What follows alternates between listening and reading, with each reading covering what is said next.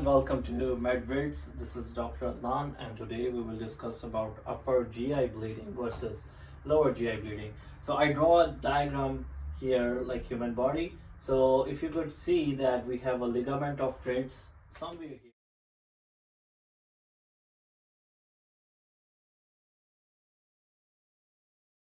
here. So I'm going to show the images right in the video. So upper GI bleeding location is above the ligament of Treitz, and here we have below the ligament of Treitz, which is lower GI bleeding. So I made a wonderful highlighted points which I'm gonna write it down. Now what we can see in upper GI bleeding, we see hemoptymesis. Hemoptymesis is vomiting of fresh blood. So write down this, gonna have hemoptymesis, which means vomiting of fresh blood. But in the case of lower GI bleeding, what we have, hematochezia or hematochezia, whatever you like to say, hematochezia. What does it mean? Passage of fresh blood from the rectum. So passage of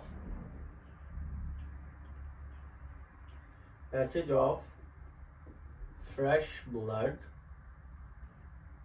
in feces. Two things. You are seeing blood in the poop, and here what we have, vomiting of fresh blood.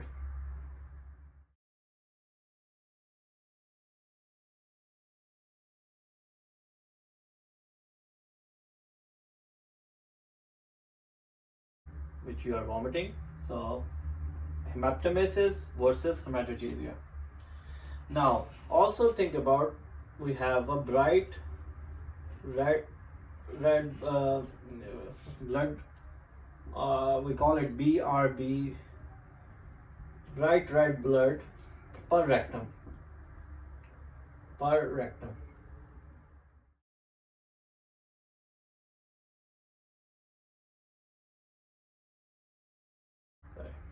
So we have bright red blood per rectum. Now here in the upper GI bleeding, one more thing we have is you can have a coffee ground emesis. Coffee ground emesis, which means vomiting of dark gastric acid exposed blood.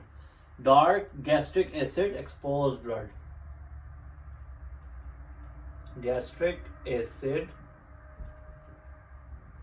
exposed blood.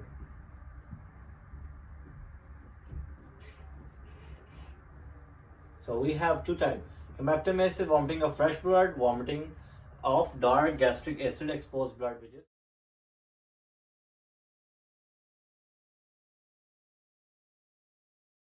coffee ground emesis. So, and one more thing is melena. So when you think about melena, it goes with upper GI bleeding. What is it, melena? Melena is black. I'm going to show you the images in the videos. So black tarry, TARRY, tarry stools. So we're talking about stools here. So in the case of, if you want to distinguish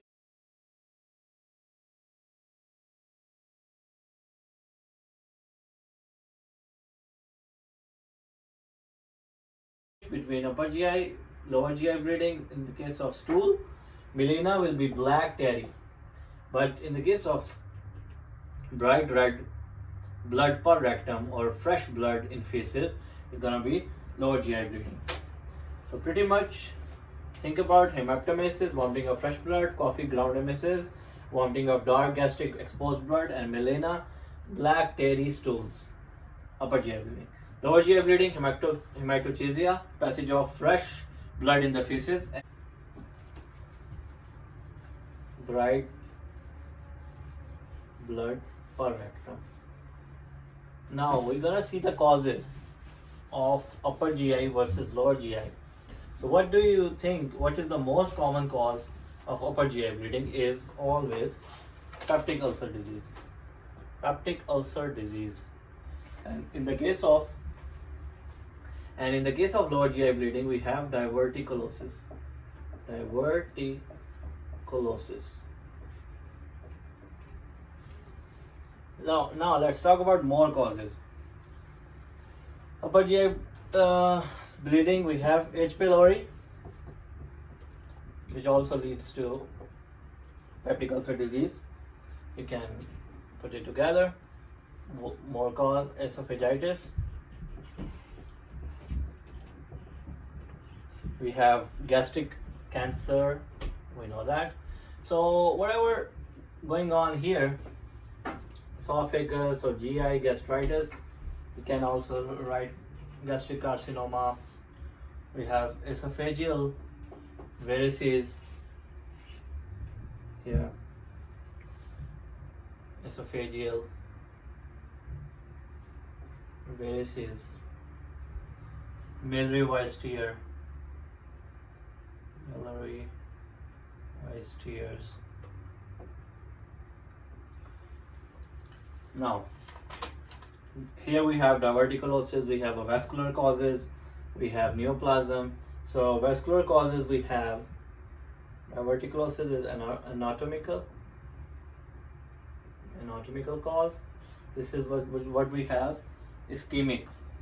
Vascular, we have ischemic colitis, ischemic colitis. We have hemorrhoid. We have anal fissure. We have angiodysplasia.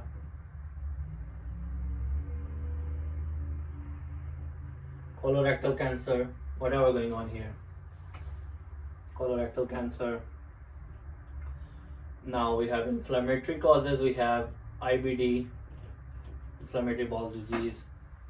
We have infectious causes, causes or process. So now the best thing which I want to emphasize on this topic is what is hemodynamically state. What do we have in the case when we know that, okay, how we know this patient is having upper GI bleeding or lower GI bleeding? So in the case of upper GI bleeding, mostly patient will have hemodynamically unstable. Dynamically unstable. Patient are hemodynamically unstable. But in the case of lower GI bleeding, patient most likely is hemodynamically stable. Now if you see the kidney function test, so patient is unstable, low perfusion to the kidney, so kidney is screwed. Like kidney BUN and creatinine ratio will be greater than 20, ratio 1. So, and now there will be no bilious fluid on NG aspirate. No bilious vomiting or no bilious fluid on NG aspirate. Aspiration, your aspirate. Okay, what we have here? Here patient is unstable, properly kidneys are getting perfused, so we have normal kidney function test. And now on the NG tube or NG aspirate, what we will have? No bilious. Here we will have bilious fluid will be in the case of lower GI bleeding. Now, simple this topic which I wanted to highlight, that hemodynamically unstable, most likely upper GI bleeding, low perfusion to the kidneys. So kidneys are screwed, so that's why what we will say BUN creatinine ratio greater than 20:1 means there's something wrong, like kidneys are not getting perfused. That's why we are having a BUN creatinine ratio goes high. Now no bilious fluid. Here we have a normal kidney function test. NG tube aspirate shows bilious fluid. Now how can we diagnose? How to diagnose upper GI bleeding? Simple, everybody knows EGD, or you can say endoscopy. How to diagnose lower GI bleeding? With colonoscopy. Colonoscopy.